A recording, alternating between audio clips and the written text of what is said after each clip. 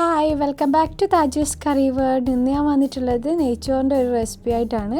അത് കുറേ പേര് എന്നോട് റിക്വസ്റ്റ് ചെയ്തിരുന്നു. വളരെ എളുപ്പത്തിൽ എന്നാൽ നല്ല ടേസ്റ്റോട് കൂടിയിട്ട് ഇതെങ്ങനെ പെട്ടെന്ന് ഉണ്ടാക്കാമെന്ന് ഞാൻ ഈ വീഡിയോയിൽ പറഞ്ഞിട്ടുണ്ട്. അപ്പോൾ മുഴുവനായിട്ട് കാണാം.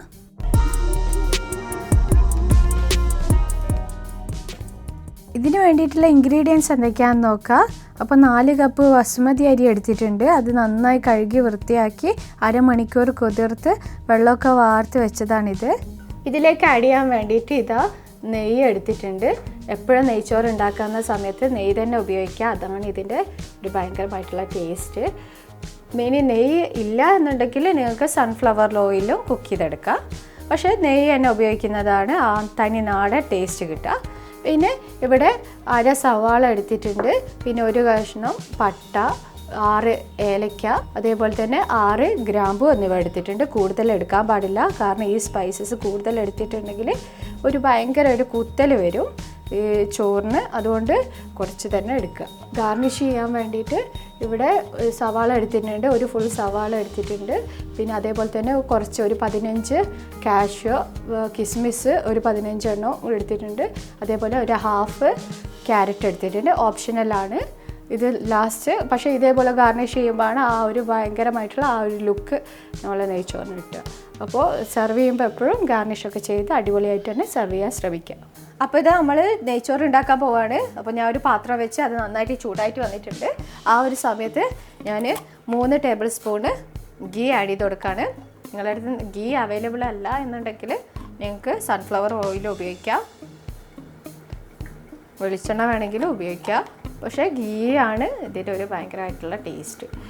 നെയ്യ് നന്നായിട്ട് ചൂടായിട്ട് വരുന്നുണ്ട്. അപ്പോൾ ഞാൻ പട്ട, ഗ്രാമ്പൂ, ഏലക്ക അത് ചേർത്ത് കൊടുക്കുകയാണ്. ഇനി അതിലേക്ക് അരിഞ്ഞു വെച്ചിട്ടുള്ള സവാള ചേർത്ത് കൊടുക്കുകയാണ്. അര സവാളയാണുള്ളത് ഇത്. എന്നിട്ട് ഇതേപോലെ ഒന്ന് ഇളക്കി കൊടുക്കുക.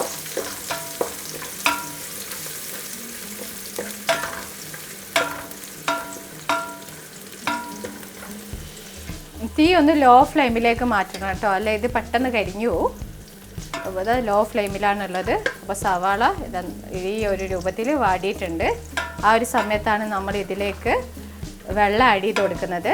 വെള്ളം എടുക്കുന്ന സമയത്ത് 1 കപ്പ് അരിക്ക് 1.5 കപ്പ് വെള്ളം എന്നുള്ള രീതിയിൽ വേണം എടുക്കാൻ. കറക്റ്റ് നിങ്ങൾ ഏത് ഗ്ലാസ്സിലാണോ അരി അളക്കുന്നത് ആ ഗ്ലാസ്സിൽ തന്നെ വെള്ളം അളന്നെടുക്കുക. അപ്പോൾ ഇതാ 4 ഗ്ലാസ് അരിക്ക് ഞാൻ 6 ഗ്ലാസ് വെള്ളം ഒഴിച്ച് കൊടുക്കുന്നുണ്ട്. നമ്മൾ ഹൈ ഫ്ലെയിമിലാക്കി കൊടുത്തിട്ടുണ്ട് പെട്ടെന്ന് തിളക്കാൻ വേണ്ടിയിട്ട്. അപ്പോൾ ഇത് നമ്മുടെ വെള്ളം നന്നായിട്ട് വെട്ടി തിളക്കുന്നുണ്ട്. ഇനി ഇതിലേക്ക് ഉപ്പ് ആഡ് ചെയ്ത് കൊടുക്കുക. ഉപ്പുണ്ടോ എന്ന് ചെക്ക് ചെയ്യാം നമുക്ക്. അപ്പോൾ ഒരു പൊടിക്ക് അധികം ഉപ്പിട്ട് കൊടുക്കുക വെള്ളത്തിൽ, എന്നാൽ ചോറിൽ കറക്റ്റ് ഉപ്പായിരിക്കും. എന്നാൽ കുറച്ച് അധികം എന്ന് പറഞ്ഞിട്ട് കുറേ ഇടരുത് കേട്ടോ, ഒരു പൊടിക്ക് അധികം. അപ്പോൾ ഇതാ ഉപ്പ് ആഡ് ചെയ്ത് കൊടുത്തിട്ടുണ്ട്. വെള്ളം നന്നായിട്ട് വെട്ടി തിളക്കുന്നുണ്ട്. ഈ ഒരു സമയത്താണ് നമ്മൾ റൈസ് ആഡ് ചെയ്ത് കൊടുക്കുന്നത്. കുറച്ചായിട്ട്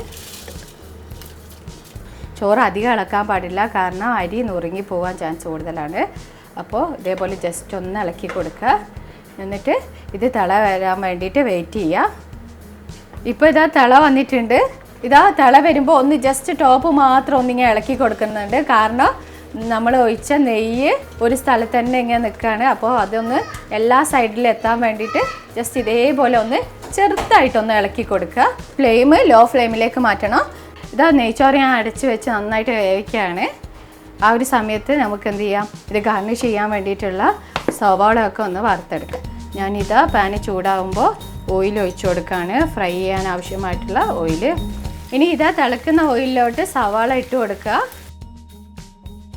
അപ്പോൾ ഇതാ ഫ്രൈ ആയി വരുമ്പോൾ ഇതേപോലെ സൈഡിലുള്ളതൊക്കെ ഒന്ന് മിഡിലോട്ടും ഒന്നിങ്ങനെ ജസ്റ്റ് അങ്ങോട്ടും ഇങ്ങോട്ടും ഇളക്കി കൊടുക്കുക. കാരണം ഇളക്കാതിരുന്നാൽ ഈ സൈഡിലുള്ളത് പെട്ടെന്ന് കരിഞ്ഞു പോകും, അതേ സ്ഥാനത്ത് മിഡിലുള്ളത് തീരെ ആയിട്ടുണ്ടാവില്ല.